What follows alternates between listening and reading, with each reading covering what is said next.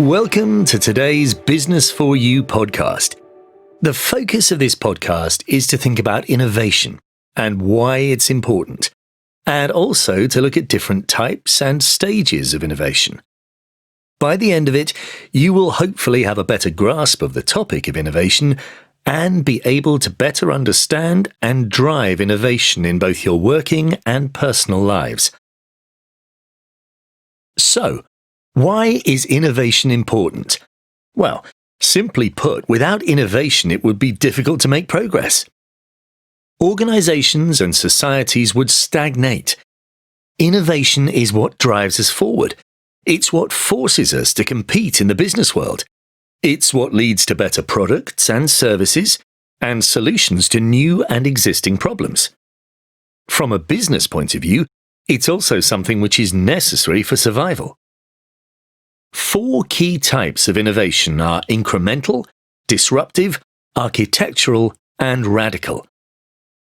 Incremental innovation involves innovating in increments or small stages, step by step. It focuses on existing markets and technologies and aims to make improvements and design changes to existing products and services.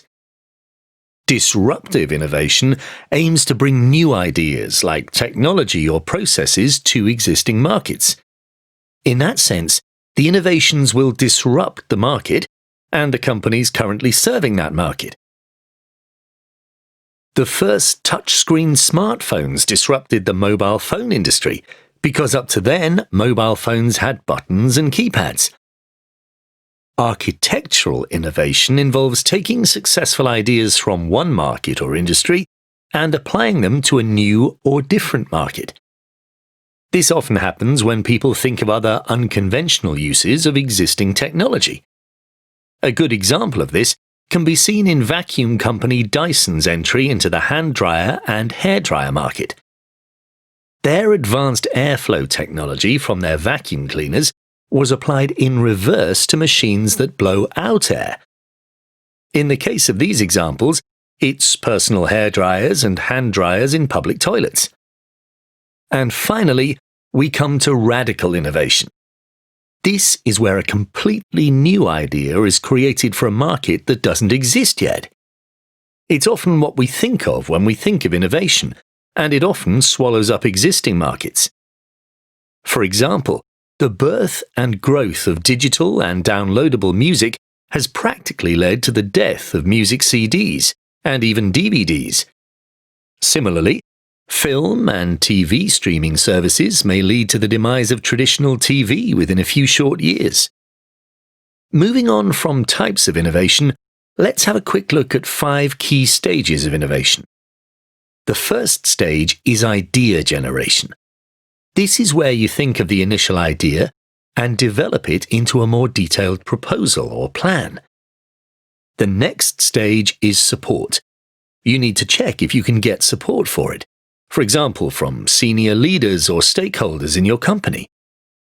If you're innovating in your personal life, then the support you might need could be from friends or family. Do they think it's a good idea? And do they think it would work? The third step is to experiment and test out the idea. This could mean creating a sample or a prototype of it, if it's a product. Or if it's a service, you could test out a basic version of it. The fourth step is evaluation. You need to assess how successful your experiments were and what chances of larger success your idea will have. And finally, you then need to actually implement your idea. That's the 5th stage. So, there you have it. We've looked at 4 key types of innovation: incremental, disruptive, architectural, and radical, and also 5 stages of successful innovation. Firstly, idea generation, then get support, next, experiment and test out the idea. The 4th stage is evaluation, and finally, implementation.